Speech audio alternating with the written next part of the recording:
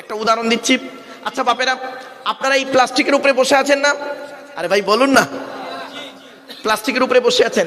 কালকে যদি মারা যান, মারা যাবার পরে দেখবেন, এই মা বোনেরা, আপনি যে প্লাস্টিকের উপরে বসে আছেন, কালকে যদি আপনি মারা যান, প্লাস্টিকের নিচেই রেখে আসা হবে আপনাকে, অর্থাৎ কবর দেওয়া হবে, তাই তো নাকি?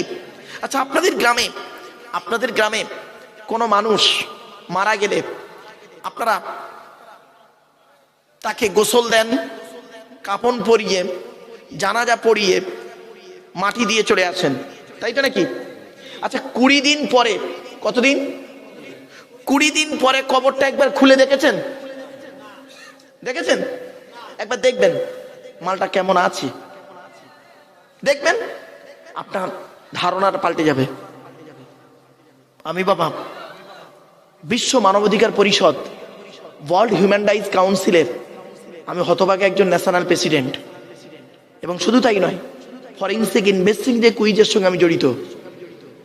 একটা মানুষকে যখন মাটি দিয়ে আসা হয়, মানুষকে মাটি দিয়ে তো চলে আসেন আপনারা, শোনেন, মাটি দিয়ে আসার 8 থেকে 10 দিন পর হাতের নখগুলো, মাথার চুলগুলো, গায়ের লোমগুলো খসে খসে পড়ে যায় অটোমেটিক। 12 থেকে 14 দিন পরে ব্রেনটা পচে গিয়ে নাক দিয়ে, কান দিয়ে, গাল দিয়ে গড়তে থাকে।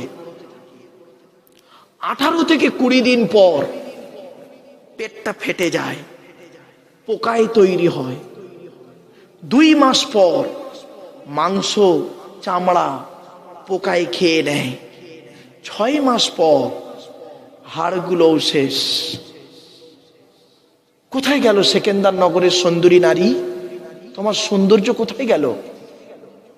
এই যুবক, কোথায় গেল তোমার সৌন্দর্য? সুন্দর দেহ কোথায় গেল? মাটির দেহ মাটি হবে, পুড়ে হবে ছাই।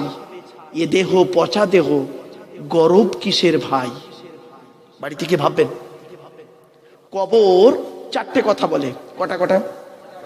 1 নম্বর কবর বলে, আমি কবর দরজা জানালা ছাড়া ঘর, আমার কাছে দরজাও নেই, জানালাও নেই। আজকের বাড়িতে গিয়ে প্র্যাকটিক্যাল করবেন। বাড়িতে গিয়ে দরজা জানালা বন্ধ করে, লাইটটা অফ করে 24 ঘন্টা থেকে দেখবেন, অনুভব করতে পারবেন কবর কি জিনিস। 2 নম্বর কবর বলে, আমি কবর সাপ বিছে পোকামাকড়ের ঘর। তোর এই সুন্দর দেহকে খাওয়ার জন্য পর্যাপ্ত পরিমাণ আমার কাছে সাপ বিছে পোকামাকড় প্রস্তুত। সুতরাং তুই এমন দেহ করে আয়, সাপ বিছে পোকামাকড় তোর দেহের ধারে বাড়ে যাবে না। শুনে নিন, মাটি, কবর, কয়েক কটা দেহ খেতে পারে না, টাটকা থাকে লাশ। কয়েক কটা লাশ টাটকা থাকে কবরে, খেতে পারে না। তার মধ্যে একটা হলো নবীদের দেহ মোবারক, মাটি খেতে পারে না, টাটকা থাকে। জোরে বলুন সুবহানাল্লাহ। 2 নম্বর, শহীদানদের লাশ মাটি খেতে পারে না, টাটকা থাকে। জোরে বলুন সুবহানাল্লাহ। 3 নম্বর, মোকাম্মাল কোরআনে হাফেজের দেহ। কি হাফেজ? মোকাম্মাল কোরআনে হাফেজ। ওই ছেঁচড়া মার্কা হাফেজ সাহেব নয়। ওই হাফেজ সাহেব মসজিদে ইমামতি করছে, পাশের বাড়ির মেয়েটা প্রেগনেন্ট করে দিল, ওই ছেঁচড়া হাফেজ সাহেবকে বলিনি। মোকাম্মাল কোরআনে হাফেজের দেহ মাটি খেতে পারে না, টাটকা থাকে। একটা প্রমাণ দিচ্ছি আপনাদেরকে। আমাদের এই দেশটার নাম ভারতবর্ষ, পাশের দেশটার নাম কি? বাংলাদেশ, তাই তো? বাংলাদেশে একটা জেলা আছে কুমিল্লা, নাম শুনেছেন? কুমিল্লা জেলাতে একটা 14 বছরের ছেলে, এই মা বোনেরা শুনছে না? মা বোনেরা ভালো করে ফলো করো। মা, 14 বছরের একজন বাচ্চা ছেলে, বেটা ছেলে, 14 বছরের ছেলে, কোরআনে হাফেজ হয়েছে। কোরআনে হাফেজ, 14 বছর বয়স বাচ্চাটা, তো ভালো হাফেজ। এক বৈঠক দিয়ে খুব ভালো হাফেজ হয়েছে ছেলেটি পেটের রোগে মারা যায়। তো ছেলেটির বাপ, ভাই, দাদা, গ্রামের বাসিন্দারা ছেলেটির গোসল দিয়ে, কাফন পরিয়ে, জানাজা পড়িয়ে, মাটি দিয়েছে, ব্যাস কমপ্লিট। 8 বছর পরে, ক বছর? 8 বছর পরে ওই হাফিজ সাহেবের কবরের পাশে একটা কবর খুলতে গিয়ে হাফিজ সাহেবের কবরটা একটু খুলে ফেলে, মানে পাশে খুলছিল, একটু ডিস্টেন্স করতে গিয়ে ফট করে হাফিজ সাহেবের কবরটা খুলে যায়। খুলে দেখছে কাপড়টাও পর্যন্ত টাটকা আছে, পচেনি। সুবহানাল্লাহ বলা গেল না মুখে?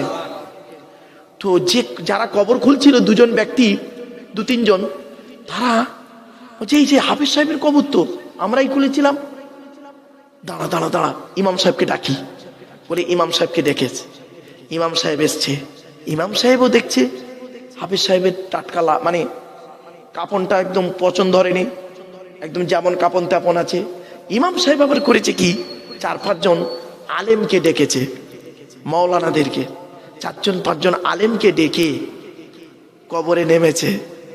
ওদের মধ্যে একজন আলেম বলছে মুখটা খুলে দেখি, বলে মুখটা মানে কাপনটা সরিয়ে দেখছে 8 বছর আগে যেমন কর্পূর দিয়েছিল গালে, 8 বছর পরে সেই কর্পূর আজও টাটকা রয়েছে। আমার বাপেরা, এই দেহটা করে যান, এই দেহ করুন। হারাম খেয়ে আপনি আপনার দেহ তৈরি করেছেন, ও দেহের কোনো দাম নেই, ও দেহের কোনো দাম নেই। আমি আব্দুল্লাহিল মারুফ বাবা, আমার এই দেহের কোনো দাম নেই।